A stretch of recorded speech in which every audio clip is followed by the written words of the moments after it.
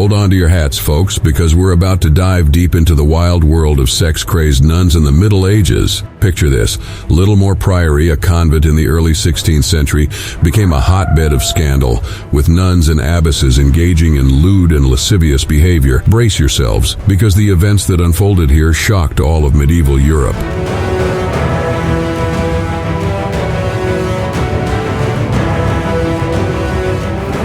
Fast forward to a few years ago when a team of archaeologists embarked on an excavation adventure in the city of Oxford.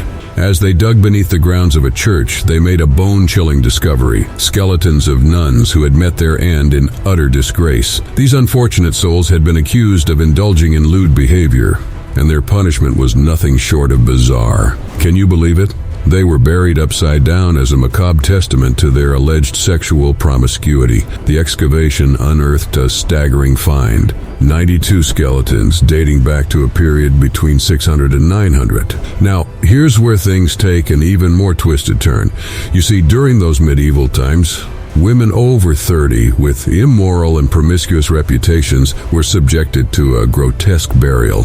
And get this, imagine a woman buried with a baby between her legs, surrounded by other sexually promiscuous individuals in the same bizarre pose. It's enough to make your head spin, isn't it? Some believe that the lady's peculiar positioning was an act of penance by those who judged her, a desperate attempt to cleanse her of her perceived sins. Now, let's turn our attention to the history of LittleMore Priory.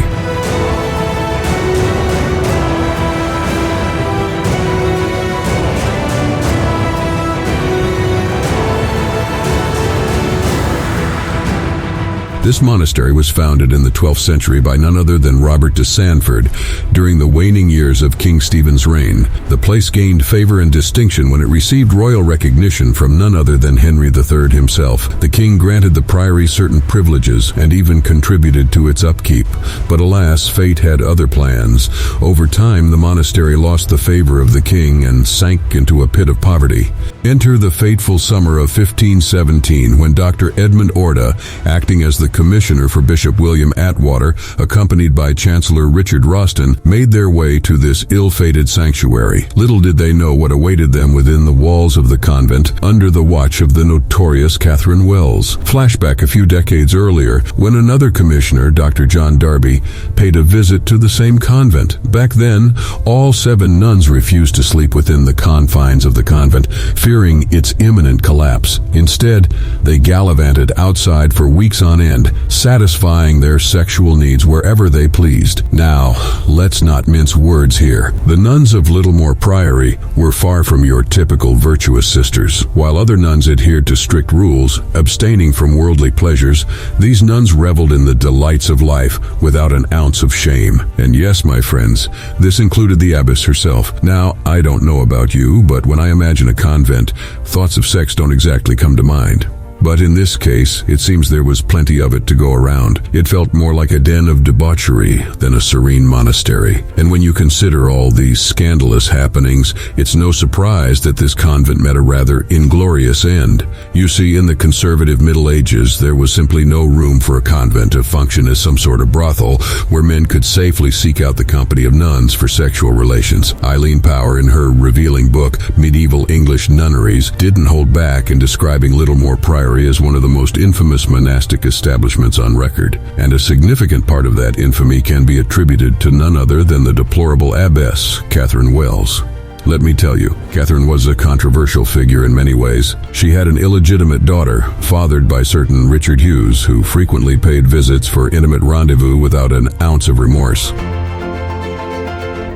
Not only that, Catherine financed her extravagant and sinful lifestyle by embezzling funds meant for the convent's necessities. Money that should have gone toward pans, pots, candlesticks, and beds instead found its way into her pockets. As a result, the poor nuns were left struggling to make ends meet, devoid of proper food, clothing, and basic provisions. This video is brought to you by Thorum. Take a look at this rings. They have rings made from 4 billion-year-old Gibeon meteorite and genuine 65 million-year-old T-Rex bone. If you are a fan of Vikings, they have Odin ring, the Norse god of war, the Thor ring, and all of them are crafted by hand. Head the link in the comments and use promo code LIVINGHISTORY to get 20% off a truly unique ring.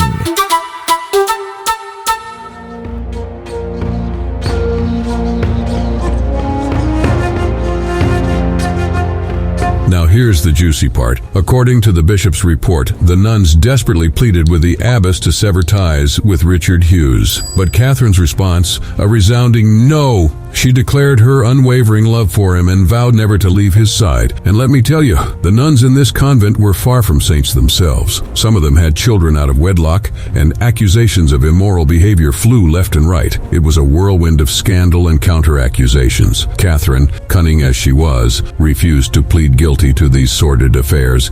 Instead, she claimed that it was the nuns who were behaving immorally within the convent, and she was merely punishing them for their sins. But let me set the scene for you. Picture this. One brave nun dared to flirt with boys, and for her audacity, she was met with swift punishment. However, her fellow sisters rallied to her defense, storming into the room and saving her from imprisonment. But don't be mistaken. They didn't save her out of some righteous indignation. No, my friends, they were merely protecting their own interests, and in a brutal turn of events, the nun in question suffered a merciless beating. Eventually, the other nuns rescued her, and they all took refuge with a trusted friend for a few weeks. Yes, you heard that right. They ventured outside the confines of the convent to satisfy their carnal desires with the men they loved. As you can well imagine, all this turmoil spelled disaster for the once respected LittleMore Priory. Catherine's insatiable appetite for debauchery drained the convent's coffers, and the nuns, failing to rally behind her, neglected their spiritual obligations. It was a recipe for disaster and brought great shame upon the convent, dissuading many young girls from entering its service. The reputation of the Church of England itself was at stake, due to the scandalous events unfolding within these hallowed walls. As the years passed, the monastery fell into ruin. The leaking roof spoke volumes about the decay brought about by extravagant bacchanalias, and in 1445, during a routine inspection, the state of neglect within the convent was so severe that the nuns were too afraid to sleep in their designated quarters. Instead, they all huddled together, sharing the same bed. Even the abbess had to share in this rather unusual slumber party. Catherine, desperate to conceal her misdeeds, ordered the nuns to lie and declare that all was well within the convent's walls. But the truth couldn't remain hidden for long. A few months later, Catherine faced the consequences of her actions. Summoned to court by the bishop, she found herself bombarded with numerous charges of promiscuity, immorality, and mismanagement of convent funds.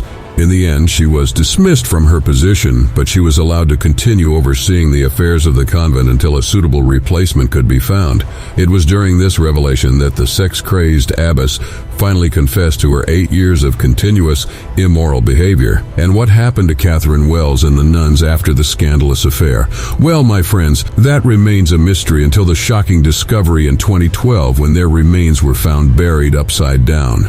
The sins committed within LittleMore Priory were so grave, according to the moral standards of the time, that the convent met its ultimate demise in the mid-16th century. In 1524, by the order of King Henry VII's advisor, Catherine Wells found herself imprisoned. The Lord Chancellor Thomas Wolsey recommended the dissolution of the priory, and the following year that recommendation was carried out. The once hallowed establishment gradually deteriorated and eventually transformed into a farmhouse. Today, only one building stands as a testament to its medieval past. In conclusion, what was supposed to be a spiritual haven of chastity and devotion turned out to be a den of debauchery, where sex-obsessed women overruled the principles of virtue. It's a stark reminder that even within the most sacred institutions, human desires can often lead to our downfall. If this tale of scandal and intrigue piqued your interest, don't forget to hit that like button and share your thoughts in the comments below.